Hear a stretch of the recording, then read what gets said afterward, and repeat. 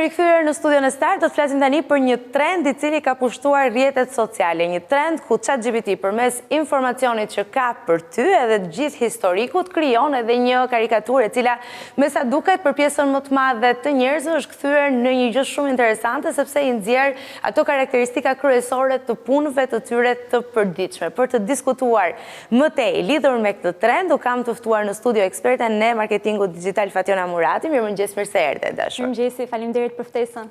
Besoj këtij trendi nuk I ka shpëtuar askush, apo jo, Fationa? Është një trend I ri I cili në një lloj forme çfarë na tregon për mënyrën se si njerëzit duan të përfaqësohen në rrjetet sociale? Është trend I ri që do vazhdoj, siç dhe shumë trendet të tjera që do dalin sërish. Ajo çfarë përfaqëson është versioni jon, po më I bukur. Pra, domethënë me detaje më estetik. Këtu shikoni 3 foto të ndryshme, që në fakt është thjesht një foto reale që ne ja japim ChatGPT-s dhe këtu të nxjerr pak a shumë me ato detaje, do thoya unë, apo mimika që neve na përshtaten. Pra këtu nëse ti më ndjek në rrjetet sociale, kupton që është Fationa, por është një version ndryshe. Lutem nëse mundemi një pamje të ledwallit, po, në mënyrë që të shohim të treja fotot e Fationës, të cilat janë gjeneruar nga ChatGPT përmes informacioneve që ka, por ka dallime nga njëra tek tjetra. Sepse unë e kam shkruar ndryshe. Herën e parë thjesht bëra që të më krijoj një karikaturë bazuar në historikun tim. Dhe thjesht uploadova një foto që kisha dhe më doli versioni I parë, që është me krah të shkurtra. Pastaj thash më bëj një version tjetër, por që të jem këtu në fakt është në Francë, në Paris, dhe më nxorri versionin e dytë. Kur I thash më krijo imazhin tim duke bazuar tek puna ime. Vasat ashtu I ke pasur? Në fakt jo, kanë qenë një lloj, po që I ka diferencuar. Edhe ChatGPT bën ndonjëherë gjëra të cilat ndoshta për atë mund të duken të drejta për të krijuar një stil të ri. Stil të ri ose një imazh të lezetshëm. Ndërsa tek e treta e bëra tamam trendi siç ka dalur edhe në TikTok edhe në Instagram, që më krijon një karikaturë bazuar në historikun tim dhe punën që unë bëj në përditshmëri. Se gjatë punës ne përdorim chatin dhe pyesim dhe për gjërat përditshme, për punën, për social media që unë e kam në përditshmërinë time dhe më nxori dhe versionin që siç e shikoni është kamera mbas, është pjesa e aplikacioneve, like, YouTube-i, ring light-i, domethënë detajet që unë I kam në përditshmëri realisht në punën time dhe është diçka domethënë që tregon për mua. Na ka shërbyer në fakt ky trend, Fationa, paktën mua personalisht, edhe pse nuk e kam bërë ende, duke qenë se nuk jam e loguar në ChatGPT si gjithmonë, sa skeptike lidhur me privatësinë dhe gjithçka tjetër, po kam kuptuar që ka disa njerëz të cilët realisht bëjnë shumë më shumë nga sa kuptohet, sepse mjaft të shohësh se cilat janë gjërat që dalin pas tyre, pas karikaturës dhe ti arrin të kuptosh se sa punë mund të bëjnë në të njëjtën kohë. Është interesante për të thënë që rreth 73% e Gen Z dhe Millennials harxojnë më shumë kohë për të kuruar për një postim që ata bëjnë online në rrjetet sociale se sa offline. Pra, unë për të dukur për të ardhur në një emision si tek Skani këtu I mëngjesit, nuk e kam aq shumë të rëndësishme sa e kam se si do e postoj unë foton mbas programit. Edhe shumë e drejtë koha që unë shpenzoj është më e madhe për të postuar një post online, pra për të dukur më bukur. Se sa përgatitja live ose në përditshmëri me njerëzit që kemi në përpunë.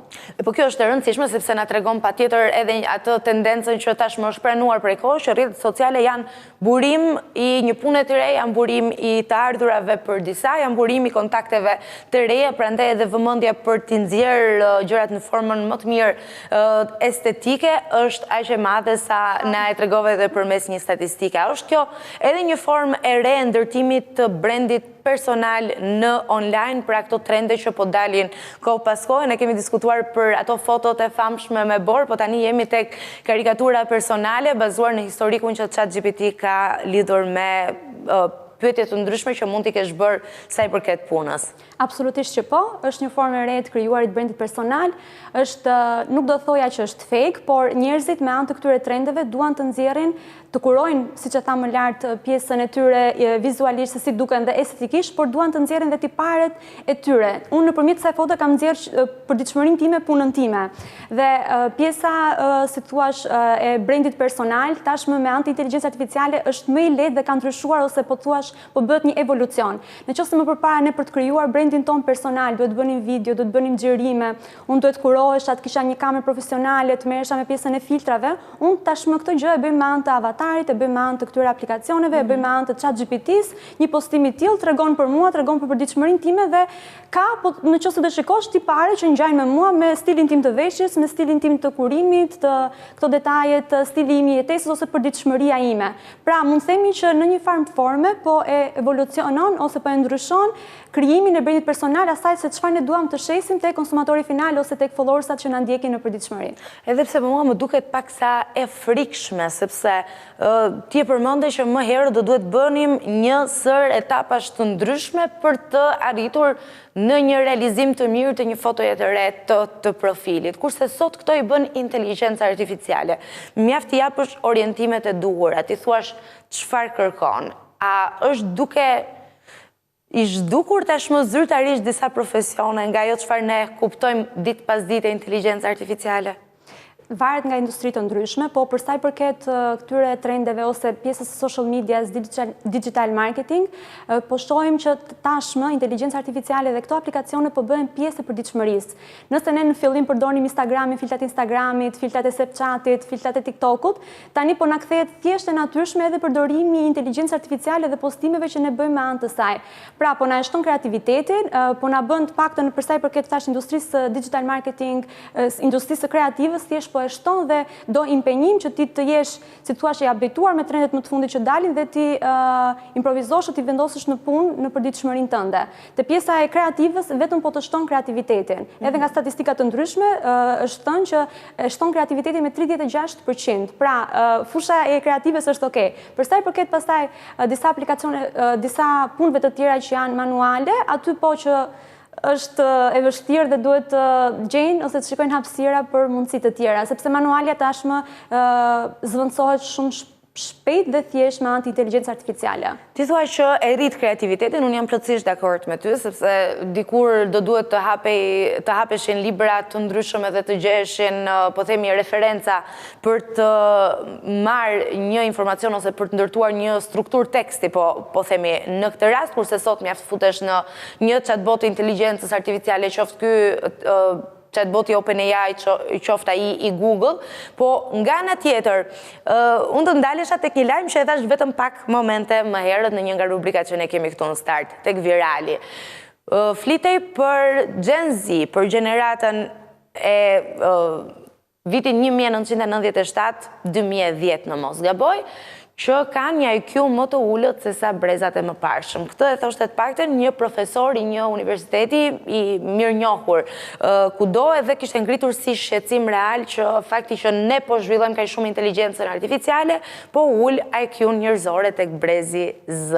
Si e mendon, si e komenton? Edhe unë rastësisht e lexova dje një lajm të tillë që në disa studime që ishin bërë, ndoshta është i njëjti studim që kam lexuar, thoshte që Gen Z-ja krahasuar me brezat më përpara e ka pjesën e IQ-s më të ullët. Kjo është, mendoj se shpjegohet me faktin e inteligjencës artificiale, pra çdo gjë është më gati, nuk kanë nevojë që ta vrasin. Pra pyetja që Linda është, a na duhet ne një IQ e lartë në një epokë të tillë? Kjo është një pyetje pak si kështu,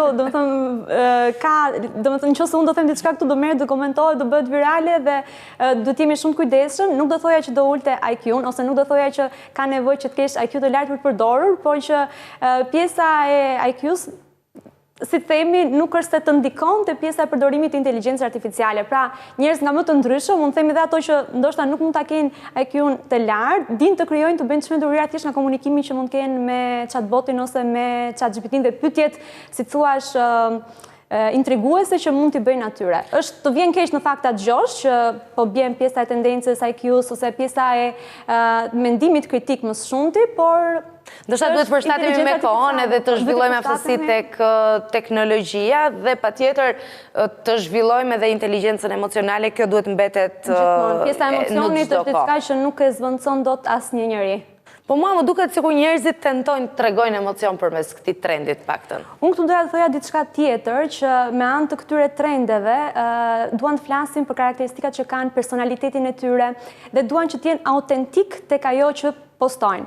Pra, në qoftë se unë do postoja thjesht postimin e parë, jo nuk është se tregon diçka, nëse unë do postoja foton e tretë, që ka dhe pjesën e social mediat, edhe konvertimi, nëse do e marrim edhe nga ana e biznesit ose për të bërë një krahasim, kur ti je më autentik, je më shumë informacione rreth personalitetit, rreth karakteristikave tua të përditshme, rreth mënyrës dhe stilit tënd të jetesës, konvertimi është më i lartë, ka më shumë komente, njerëzit të pëlqejnë, domethënë gjithmonë kur ndan detaje më personale dhe nuk je gjithmonë një lloj me të tjerët ose thjesht random ti ndjek një trend dhe bën një karikaturë fare të thjesht, krahasuar me kur fut disa elemente vetes tënde. Pra storytelling, të flasësh rreth personalitetit, të sjell konvertime, të sjell komente, të sjell viralitet, është një mënyrë e re, ndryshe nga ajo që jemi mësuar më përpara, por që krahasuar me si thua thjesht të bësh një foto të re, kjo është shumë e rëndësishme. Dhe në LinkedIn kishte dalë një studim që thoshte që njerëzit ose profesionistët që janë pjesë e asaj platforme i kushtojnë shumë rëndësie zgjedhjes imazhit që vendosin në cover, siç e bëjmë në Instagram. Do ishte i duhuri një imazh i këtij trendi për të vendosur në LinkedIn?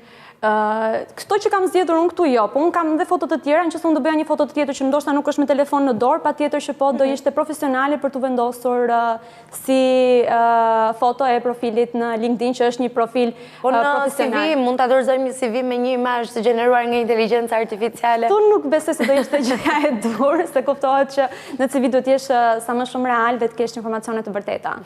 Ama është shumë interesant i gjithë ky trendi dhe duket se të gjithëve po njëjtë. Çfarë duhet ketë parasysh se cili që nuk e ka provuar edhe do të ndërtoj një karikaturë të vetes me punën e tij edhe gjithçka tjetër. Si mund ta realizoj? Mjafton të krijoj një prompt dhe të thotë më krijo një karikaturë bazuar në historikun tim të punës dhe çfarë do lloj gjëje që di rreth meje.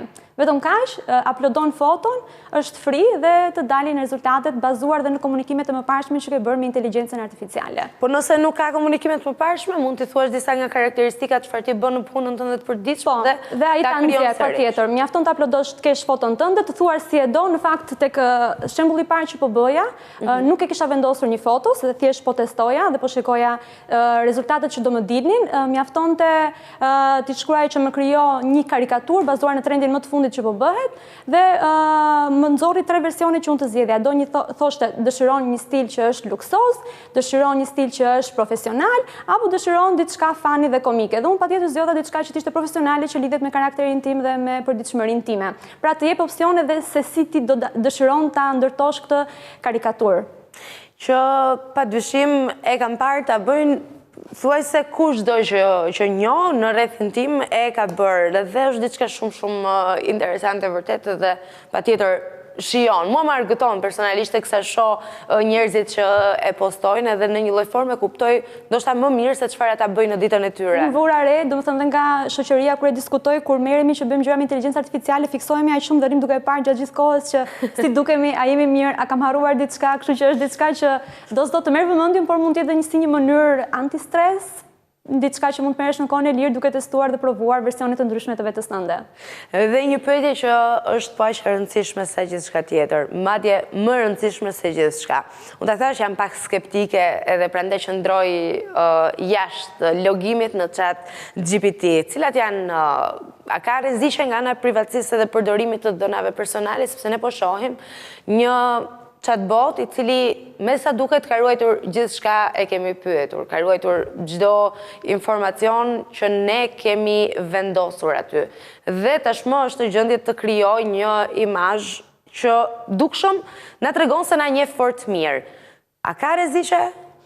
Privatësia gjithmonë mbetet një problem, jo vetëm për pjesën e inteligjencës artificiale, por me gjithë aplikacionet që përdoren rreth kësaj fushë. Do thoja që gjithmonë duhet logohemi në programe, t'i lexojmë me kujdes ato pikat ose pjesën e privatësisë që nuk e ruan të gjithë informacionin që ne japin. Nuk ka të bëjë vetëm me pjesën, siç po thuash, komunikimeve që ne bëjmë në përditshmëri rreth punës apo si thua ngjarjeve personale që mund të ndajmë aty, por ka të bëjë edhe me pjesën e imazhit. Pra ne nëse po ja japim imazhin, ja japim ChatGPT-n e njohim që është OpenAI, ne njohim se kompani, por mos të rrezikojmë duke përdorur programe të tjera që thjesht na dalin sponsors ose na dalin ad, që aty po mund të marrin të dhënat, aty po mund të vjedhin fotot, mund të marrin të dhënat biometrike, mund të marrin të dhënat e kartës. Pra duhet kemi kujdes me aplikacionet me cilat përdorim. Nëse ato nuk janë të njohura mjaftueshëm dhe nëse ti nuk i ke lexuar termat e privatësisë atyre, më mirë mos e bëj, të riqur mbrapa, se sa të futesh dhe të rrezikosh që të mbasësh të dhënat tuaja personale apo dhe gjërat që kanë në telefon, domethënë se ne në përditshmërinë tonë çdo gjë tashmë e kemi këtu dhe çdo gjë e bëjmë këtu. Punën, çfarëdo lloj gjëje, komunikimet dhe është shumë e rëndësishme të kemi kujdes me aplikacionet që logojmë ose gjërat që shkarkojmë. Në mënyrë që në fund të ditës të ndjekim edhe trendet, po jemi edhe të sigurt, sepse siguria e të dhënave sot është një nga shqetësimet më të mëdha dhe unë kam përshtypjen edhe bindjen e plot që me avancimin akoma edhe më shumë të teknologjisë dhe të inteligjencës artificiale që po tentohet të shkohet drejt superinteligjencës artificiale, edhe problemi i privatësisë dhe i sigurisë në online do të bëhet akoma edhe më evident edhe më prezent. Megjithatë, një pyetje të fundit, si mund ta përdorin bizneset edhe influencerat që janë tashmë një biznes më vete, një profesion më vete, këtë trend pa e humbur besueshmërinë edhe duke qenë goxha catchy për ata që e shohin? Nga trendet e ndryshme që kanë dalë, po vëmë re edhe nga influencerat, po edhe nga njerëzit e thjeshtë që kanë dëshirë, po e bëjmë pjesë të përditshmërisë, po e bëjmë pjesë të, si thua, strategjisë të kontentit të tyre. Të thash më përpara që lidhet dhe me pjesën avatarit ose krijimit të një brendi personal ndryshe, pra nëse më përpara duhet kishe një kamerë profesionale, duhet lyeshe, duhet kishe fotografin, videografin, ta editoja atë videon, tashmë është shumë e thjeshtë dhe më e lehtë ta përcjellësh, po edhe ta bësh ti tënden, pra të bësh pjesë të përditshmërisë tënde dhe kontentit që ti bën në përditshmëri. Mënyra e parë avatari, mënyra e dytë është pjesa e storytelling me anë të inteligjencës artificiale. Vetëm gjithmonë duhet kemi parasysh tek përdorimi i këtyre trendeve, të flasim sa më shumë për veten. Pra mos bëhemi thjesht random pjesë e një trendi, por tregojmë storytelling, edhe pse ndoshta nëpërmjet disa fotove të thjeshta, por të jemi autentik të tregojmë atë storytelling ton, atë gjën ton të veçantë që ne jemi aty, pse jemi aty. Dhe kjo ka rëndësi mbi gjithçka tjetër, të jemi edhe autentik dhe të vërtet, sepse padyshim rrjetet sociale janë sot një pasqyrë e gjithsecilit prej nesh. Fatjona, unë falenderoj për bisedën edhe besoj do ta provojmë këtë trendin bashkë, se nuk do të provojmë bashkë, patjetër.